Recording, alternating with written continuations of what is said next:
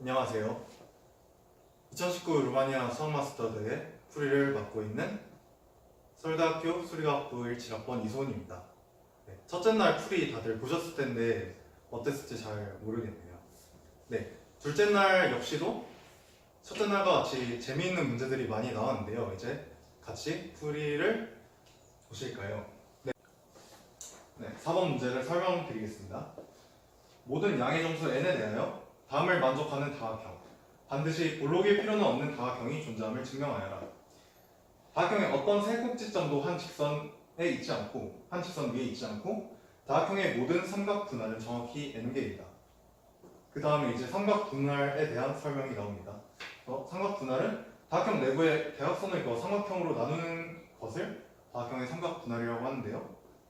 이제 대각선의 양 끝점은 다각형의 꼭지점이며, 대각선은 다각형의 변의 내부에서 만나지 않으며 대각선 역시 또 서로 내부에서 만나지 않습니다. 네. 사실 삼각 분할이라는 것은 그렇게 엄청 생소한 개념은 아니라고 생각되는 게, 예를 들어서 볼록 n각형을 삼각 분할하는 것은 카탈란 수로 잘 주어짐을 잘 알려져 있습니다. 그래서 이 경우에는 그렇기 때문에 문제에서 굳이 볼록 다각형일 필요는 없다라는 조건을 넣어주는데요.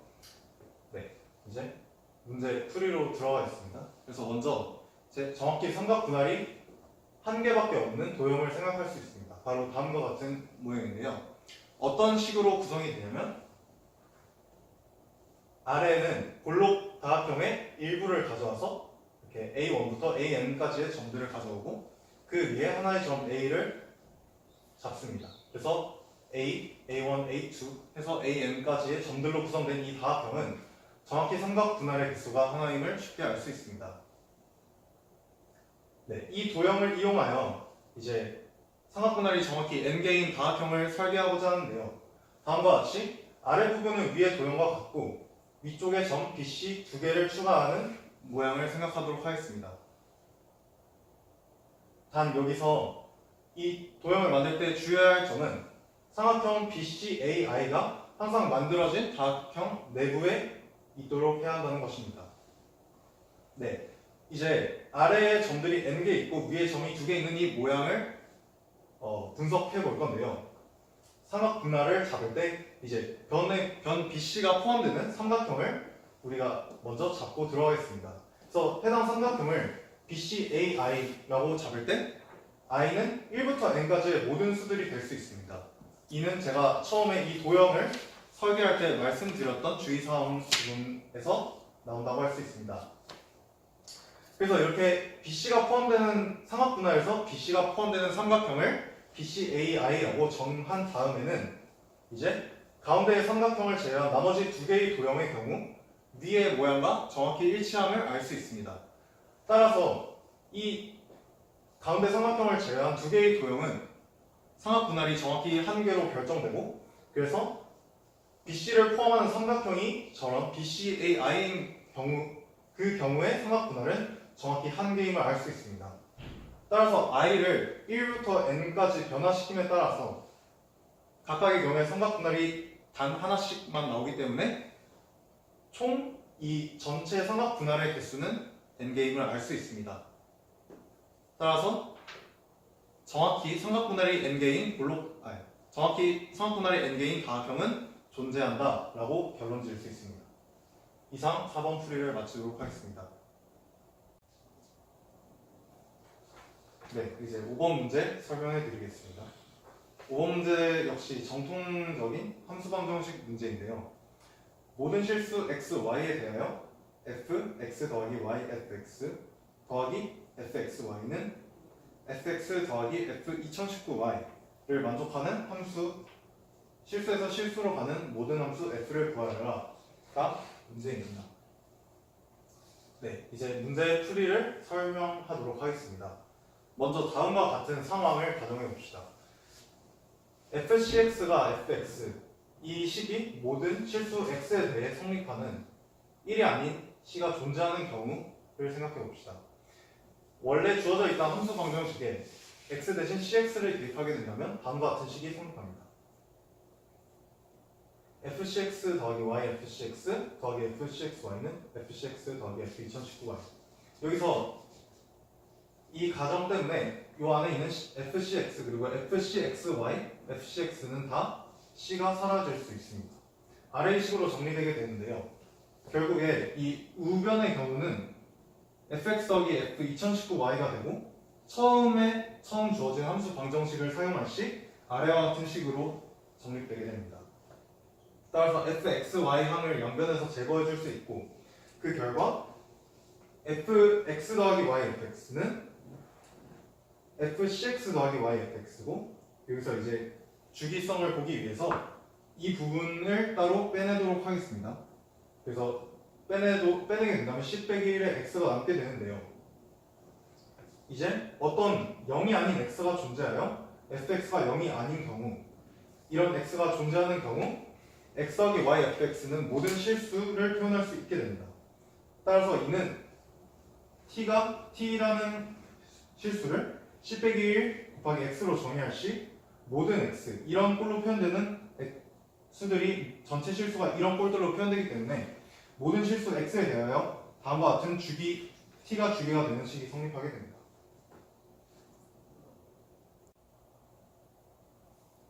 네, 지금까지의 풀이를 정리해 보자면 일단 fcx가 fx 모든 실수 x에 대해 이런 식이 성립하는 1이 아닌 c가 존재하는 경우를 보고 있었고 그 경우에 만약 어떤 x 하나가 존재해서 0이 아닌 x가 존재해서 fx가 0이 아닌 경우 주기가 있음을 보였고 반대로 이런 x가 없는 경우에는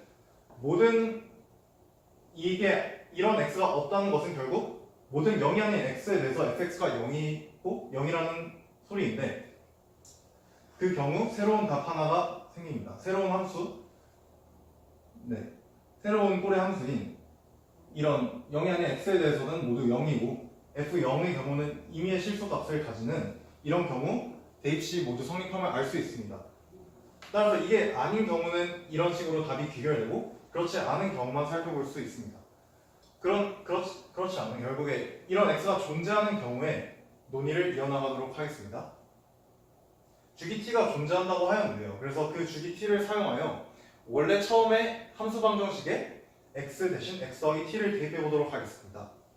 대입 시에 다음과 같은 식이 나오고 여기서 이제 t가 주기이기 때문에 요 fx 더하기 t의 경우도 fx로 바꿔 적을 수 있고 x 더하기 t의 경우도 t를 바깥으로 t를 빼도 같은 함수값을 가짐을 알 수 있습니다.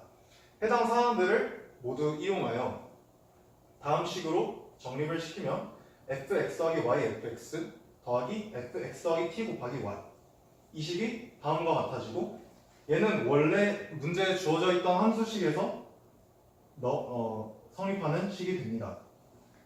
따라서 이 양쪽에 가장 좌측의 항과 가장 우측의 항을 비교하게 된다면 이 fx 더하기 y fx 항을 날릴 수 있고 소거할 수 있고 그 결과로 다음과 같은 식이 도출되게 됩니다. 이 경우에 어떤 서로 다른 두 실수 b와 a에 대해서 y에 t분의 b 빼기 a x에 b 빼기 a분의 ta를 대입하게 되면 이 식에 대입하게 되면 fb는 fa라는 결과를 얻습니다. 이는 결국에 f가 상수함수임을 의미합니다.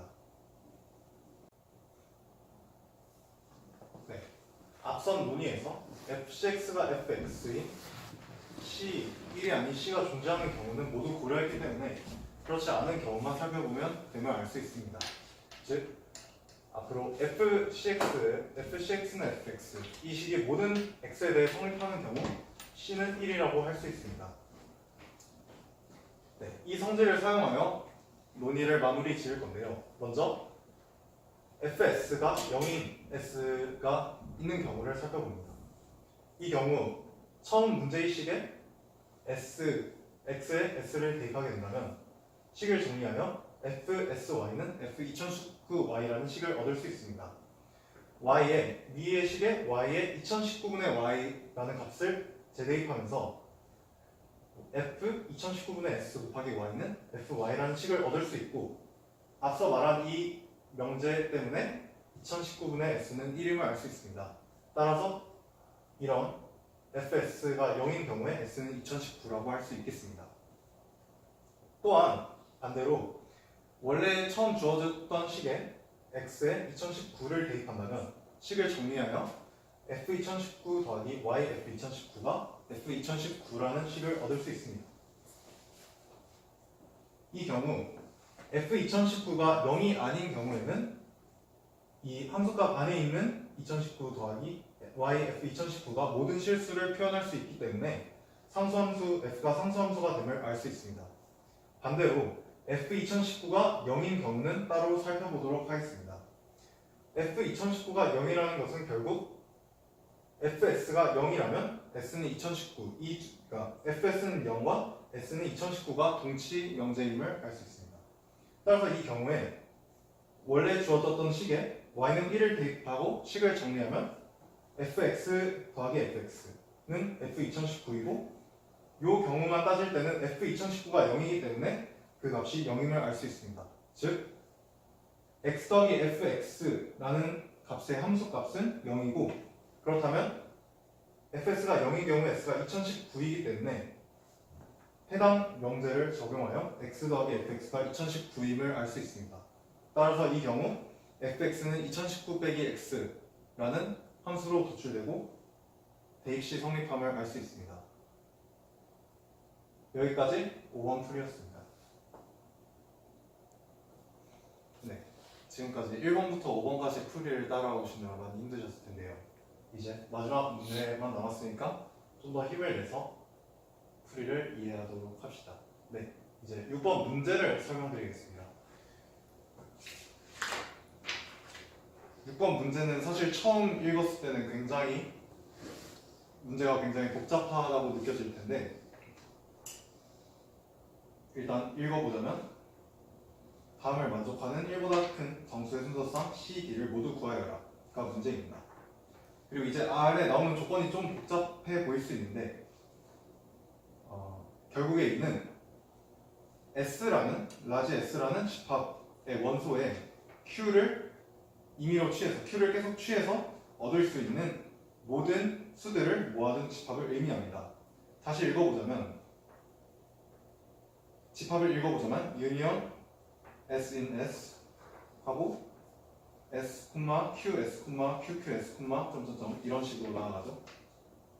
그래서 이렇게 주어진 집합이 모든 정수계수 다항식 Q와 모든 C 곱하기 2C 더하기 1보다 큰 소수 P에 대해 이러한 집합이 P에 대한 완전 인여계를 포함하고 라지 S의 원소의 개수가 2C 더하기 1 분의 2C 빼기 1 P 이하인 정수 집합 S가 존재한다.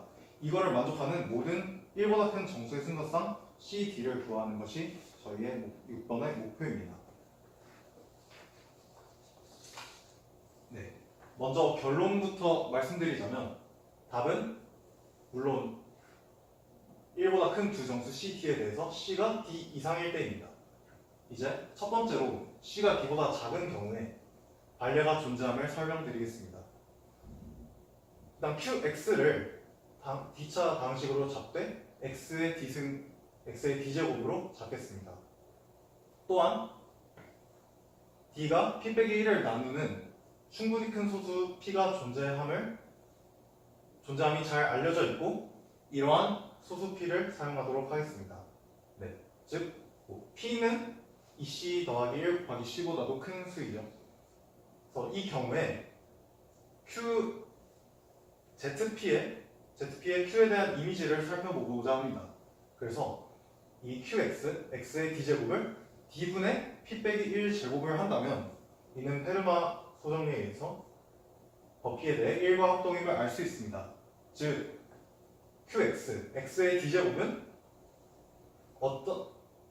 라지 X의 D분의 P 빼기 1 제곱은 1과 합동인 그런 다항식의 근들이고 따라서 그 다항식 라지 X의 D분의 P 빼기 1 제곱 빼기 1의 차수인 D분의 P 빼기 1 즉 그게 X D제곱이 취할 수 있는 최대 개수라고 할 수 있습니다. 취할 수 있는 값의 최대 개수.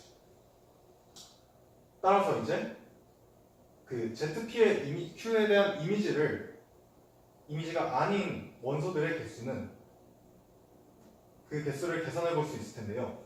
계산해 볼 시 적어도 1 빼기 D분의 1 곱하기 P 빼기 1 더하기 1보다 크거나 같고, 이 식은 간단한 계산을 통해서 아래와 같이 정리될 수 있습니다. 또한 지금 C와 D가 모두 정수이기 때문에 D는 C 더하기 2분의 1보다 큰 값임을 알 수 있고, 그렇다면 이런 관계식이 성립하게 됩니다.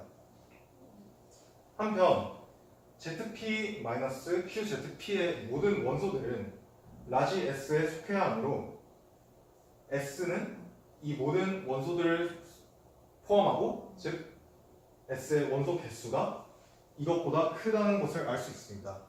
문제를 보면은 즉 이 개수 이하의 라지 S가 존재해서 그 문제의 조건을 만족하게 되는데요. 지금 보였다시피 그런 S가 존재하지 않음을 알 수 있습니다. 따라서 QX를 이렇게 잡을 때 다음과 같이 발레를 설정할 수 있고, 그렇기에 C가 D보다 작은 경우에는 명제가 성립하지 않음을 알 수 있습니다. 이제 C가 D 이상인 경우에 문제의 명제가 성립함을 보이겠습니다. 일단 C가 D 이상인 경우에는 C가 정확히 D인 경우만 보여도 충분한데요. 이 이유는 P의 로어 바운드인 C 곱하기 2C 더하기 1은 D 곱하기 2D 더하기 1보다 크고, 반대로 어퍼 바운드인 2C 더하기 1분의 2C 빼기 1은 2D 더하기 1분의 2D 빼기 1보다 크거나 같기 때문입니다. 따라서 이제 C가 D라고 가정하고 문제를 증명하도록 하겠습니다. 일단 처음에 시작할 때 방향 그래프를 정의할 건데요. 이거는 어떻게 정의되냐면, 일단 방향 그래프 G는 vertex 셋이 ZP이고, 그리고 이제 엣지는 X에서 QX로 연결하도록 합니다. 즉 모든 점의 out degree는 정확히 1, 그러니까 나가는 차수는 정확히 1이 될 것입니다. 이제 기초적인 이 그래프의 성질들을 알아볼 건데요. 먼저 루프의 개수, 즉 X가 자기 자신으로 연결되는 거의 개수는 최대 D개라는 것입니다. 이 이유는 X가 루프의 원소라는 것은 X가 QX 빼기 X의 해라는 것인데, 이것은 D차 다항식이기 때문에 근이 최대 D개이기 때문입니다. 또한 모든 점에 들어오는 차수 인디그리는 D 이하임을 알 수 있습니다. 이것과 비슷한 원리인데요. 만약 어떤 점 Y에 대해서 X가 들어온다면 QX 빼기 Y는 0을 X가 만족한다는 뜻이고, 이 Q 빼기 Y라는 다항식은 D차 다항식이기 때문에 그것의 근의 개수 X도 최대 D개임을 알 수 있습니다. 마지막으로 이제 이 유형그래프 G의 연결 성분들을 살펴볼 건데요. 최대 크게 세 가지로 분류될 수 있습니다. 일단 처음에 루프들, 그리고 또 길이가 2 이상인 사이클들이 있겠고요. 이게 아닌 경우에는, 그 나머지의 경우에는 인디그가 1인 점이 항상 존재하는데, 그 경우 해당 연결 성분에는 회로가 정확히 하나임을 알 수 있습니다. 그 이유는 일단 회로가 존재한다는 것은 자명하다고 할 수 있고, 회로가 2개 이상이 있고 그 사이에 연결 경로가 있다면 그 경로가 시작되는 점을 볼 때 이 시작되는 점의 아웃디글가 2가 되어 처음에 그래프를 정의하는 바에 모순이게 됩니다. 따라서 이렇게 연결 성분을 크게 세 가지, 루프, 그리고 길이가 2 이상인 사이클, 마지막으로 회로가 최대 하나인, 그리고 인디그리가 1인 점이 존재하는 그런 세 가지 연결 성분으로 나눌 수 있겠습니다. 네, 지금까지의 설명을 정리해 보자면, 일단 저희가 보인 게 C는 D 이상일 때 다루고 있었고, C는 D일 때만 해도 된다라는 것을 보였습니다. 또한 해당 상황에서 루프의 개수는 최대 D개, 이거를 1번 성질이라고 이름 붙이겠고요. 각 점의 아웃 디그리는 최대 D개. 이거를 2번 성질이라고 하겠습니다. 마지막으로 연결 성분을 세 가지로 나눴었는데 첫 번째로 루프, 사이클, 그리고 나머지들로 나눴었는데요. 이제 루프에 해당되는 점들의 개수를 A개, 그리고 연결 성분이 사이클인 연결 성분에 포함되어 있는 점들의 총 개수를 B개. 네, 사이클의 개수가 아니라 사이클에 포함된 점들의 개수를 B개라고 하고요. 마지막으로 나머지 연결 성분들에 포함된 점들의 개수를 C개라고 하겠습니다. 네, 좀 헷갈리실 수 있는데 즉 여기서 A, B, C로 정의된 값들을 모두 더하면 전체 점의 개수인 P가 나와야 합니다. 네. 그러고 나서 이제 S를 정의하고 이 S에 대해서 문제의 조건이 성립함을 보이겠습니다. S는 루프의 모든 원소들을 다 가져와야 하고 또한 각 사이클에서 하나씩만 가져오도록 하고 마지막으로 나머지 연결 성분들에서 인디그리가 0인 점들을 모두 모아둔 집합이라고 합시다. 아까 그 칠판 판서에 오류가 있었는데 인디그리가 1인 점들을 여기다 요 위치에 적어놨었는데 그게 1이 아니라 0임을 참고하여 주셨으면 좋겠습니다. 네. 사실 이제 S가 문제의 조건을 만족한다는 것을 보일 때 루프의 원소들과 사이클의 원소들에 대해서는 꽤 자명하다고 할 수 있습니다.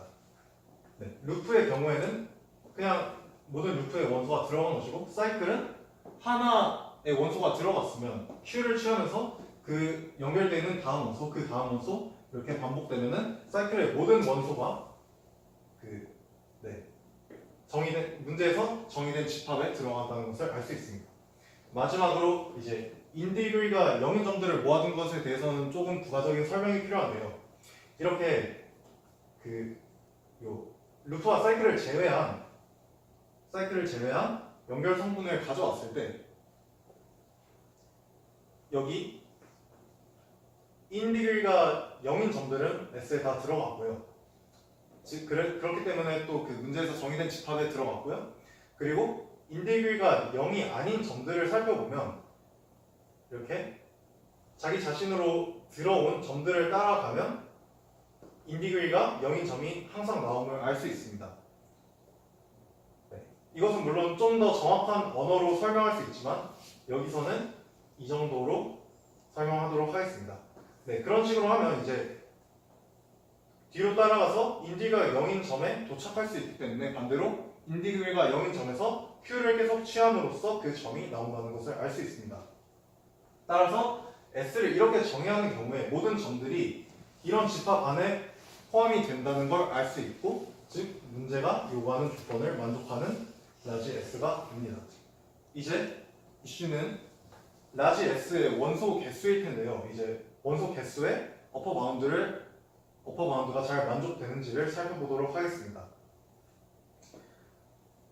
이를 위해서 루프와 사이클은 좀 명확한 가면 나중에 설명드리겠지만 나머지 연결 성분들에 대해 좀 더 자세히 볼 필요가 있겠는데요. 그래서 그 연결 성분 하나를 가져서 A라고 하겠습니다. 그리고 이 A 안에 있는 들어오는 차수가 0인 점들의 개수를 T개라고 합시다. 그렇다면 다음에 C이 성립하는데요. A의 원소마다 아웃디그리가 모두 1이기 때문에 A의 원소에 대해 아웃디그리를 모두 더하게 되면 A의 원소의 개수가 나옵니다. 그리고 아웃디그리의 합은 인디그리의 합과 같은데요. 여기서 인디그리가 0인 점의 개수가 T개고 그래서 그 T개에 대해서는 0이 더해질 테고 나머지 인디그리가 0이 아닌 점들에 대해서는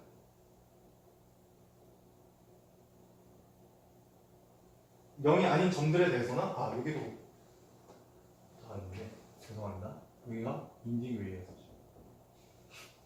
그래서 그런 점들에 대해서는 최대 D개가 더해질 것이기 때문에 그죠? 그러면 이 값들을 모두 더했을 때 최대한 많이 나와도 그 인디그리가 0이 아닌 점들의 개수에 D개를 곱한 것이 됩니다.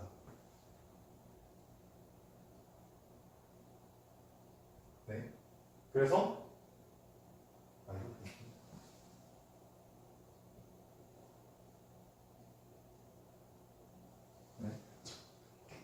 죄송합니다. 그리고 이렇기 때문에 이제 T에 대한 t에 대해서 정리를 해보면 t가 최대 1 빼기 t분의 1 곱하기 a 밖에 안 됨을 알 수 있습니다.